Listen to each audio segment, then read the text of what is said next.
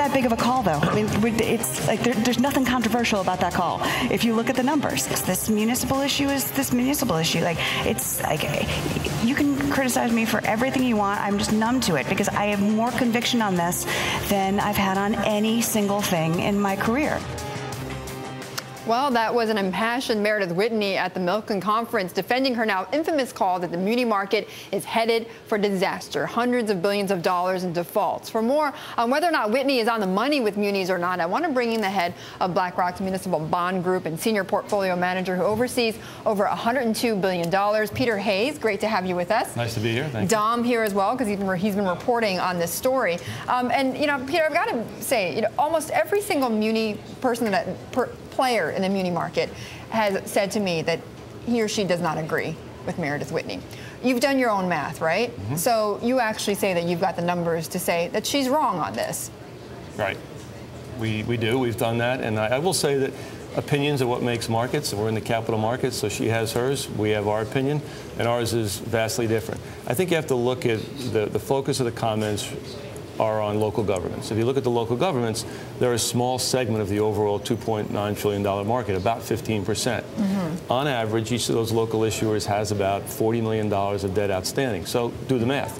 In order to get to hundreds of billions of dollars of defaults, there'd have to be thousands, not 50 to 100. And that's why thousands of defaults. And in fact, you need to get to the hundreds of billions by the end of the year, you need about $5 billion a week to default for the rest of the year. So that's why we dispute the math. Well, it's not just the math, too. People always say that the muni market is not something where the bottom just falls out right away. It's pretty well telegraphed. There are ratings agencies out there. There are a number of market participants out there.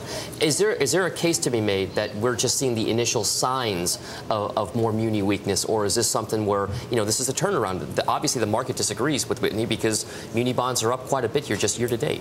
We would argue it's a turnaround. That's actually a good question. I think a lot of this relates to the weakness we saw in 2008 and even 2009. The economy was down, so revenues were down. It made spending cuts more difficult, and that was that whole budget process, the budget imbalances, the difficulty getting budgets passed. We've gone through that. We've gone through a significant amount of downgrades, but now we're turning the corner. We're in perhaps not an economic expansion, but certainly an economic recovery. Mm-hmm. And sales tax and personal income taxes make up a big part of state and city revenues.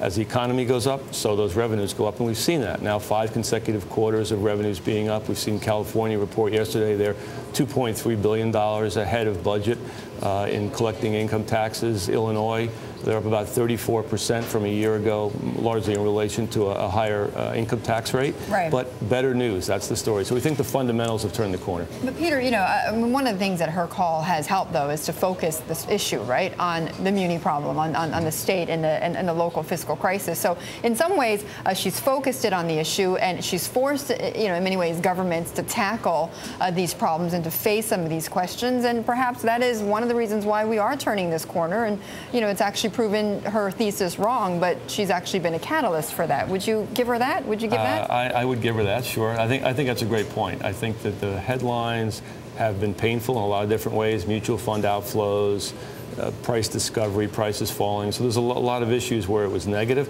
but it has raised public awareness about the problems with budgets, the need to cut spending. The pension problem is something that's looming far into the future. It's different than the budget problem, but it's raised the awareness on that front also, something that we think has to be addressed, but it's going to take multiple years, multiple steps to do that. So the awareness is a good thing ultimately for the muni market. There's also the way how to invest in this right now, whether you do it in funds or whether you do it by individual bonds, so to speak. What's your advice to our viewers out there? The difficulty with individual bonds, and there's a lot of investors that like to express the investment in municipals with individual bonds, is that it's become more difficult to navigate the market. We like to say the muni market has become a stock picker's market. Name selection is far more important than it ever has been because of the loss of that monoline insurance. The market several years ago got commoditized, 54% was backed by AAA.